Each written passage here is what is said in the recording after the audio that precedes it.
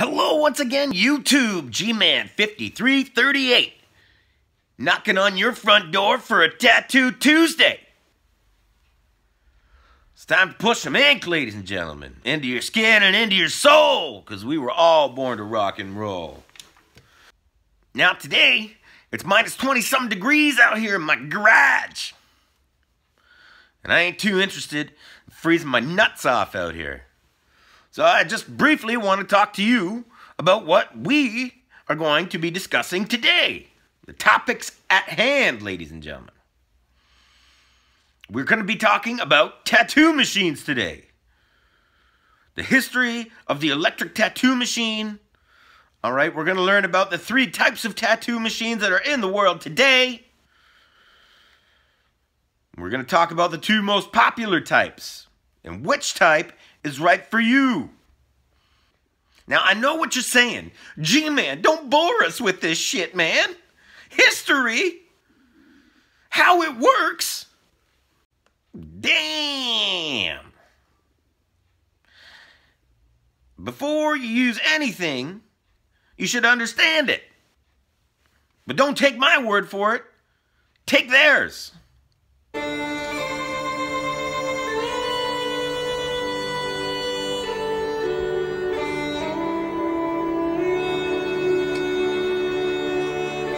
First, learn to use this. Then I'll teach you to use this.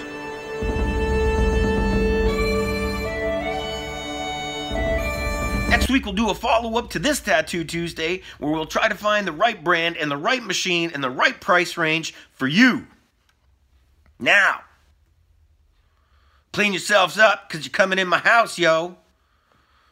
Let's get inside. Let's get warm. 5, 4, 3, 2, 1.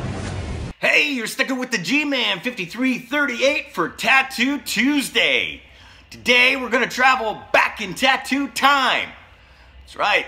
We're going to go all the way back to the invention of the electric tattoo machine.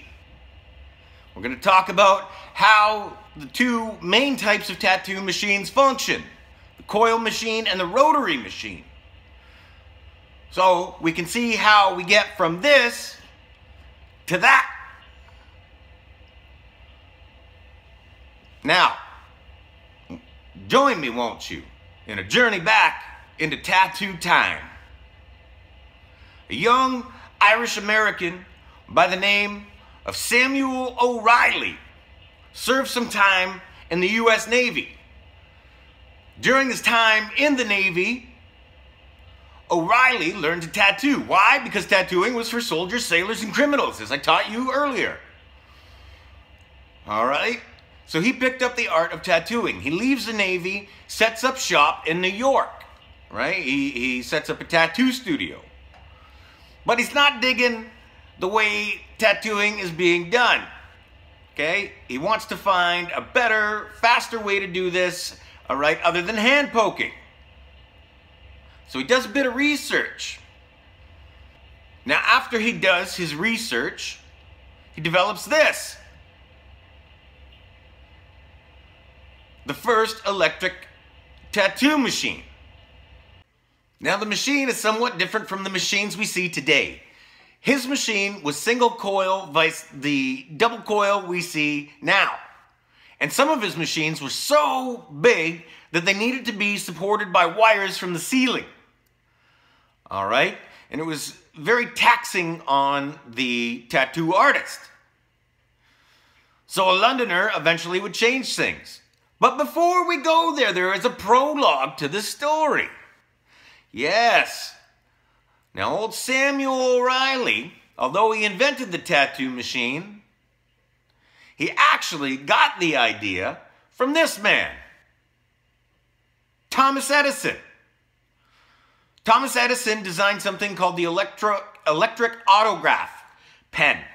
And what this did was it copied handwritten notes, diagrams, and documents. It was for offices. All right? And Samuel O'Reilly found this patent. Okay, it was filed 15 years before O'Reilly filed his for the tattoo machine. All right? But he used the basic idea of Edison's electric autograph pen for his tattoo machine. All right? And now we'll talk about how these machines function, now that we've talked a bit about the history. So we understand that these work off of coils. Well, what do the coils do? Okay, the coils are electric magnets. Okay? Coil machines today function off of electromagnets. What happens is when you press down on the pedal, you put an electric current through the coils, all right? And that turns the coils into magnets. And they draw the armature bar down towards the coils, and they thrust the needles into your client's skin, putting the pigment in the dermis. Remember the dermis? Not the epidermis, the dermis. Okay? So that is how that functions, all right? It's essentially an open circuit, all right? And you need to adjust all kinds of things on it, okay, to change how fast the needle is running to how hard the needle is hitting.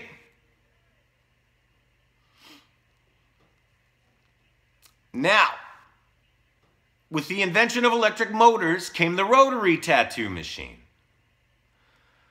All right, the rotary tattoo machine works off of an electric motor, okay?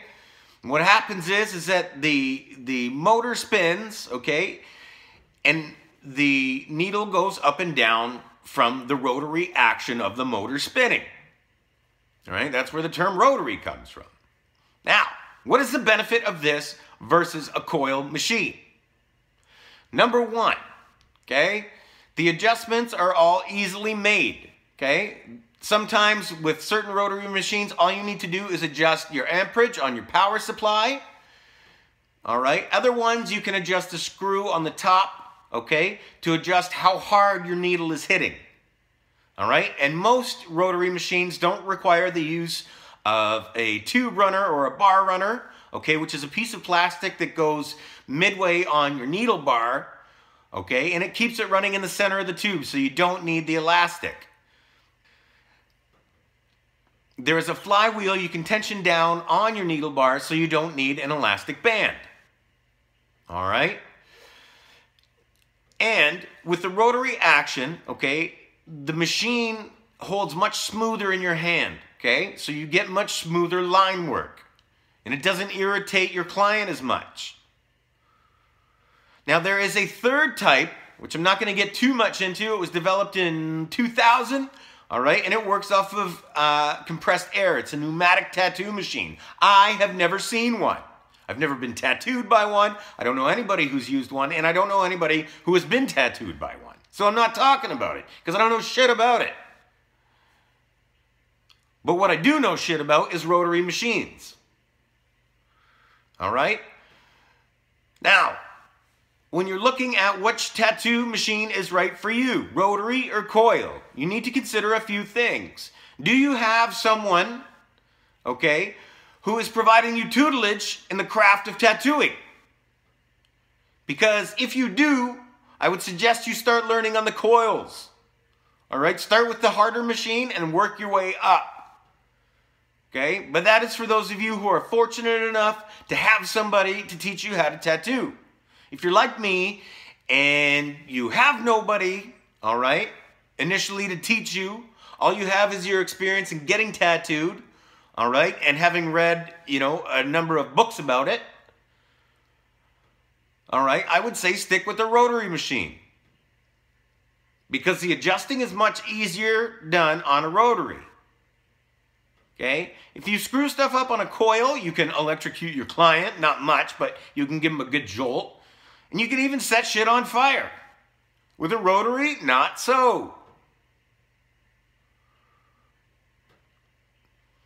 Now, the other thing to the rotary is that you will get finer work, okay?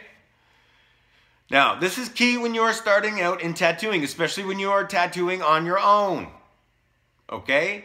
Because when you are first starting out and your work may not be looking so hot, it is going to be very discouraging.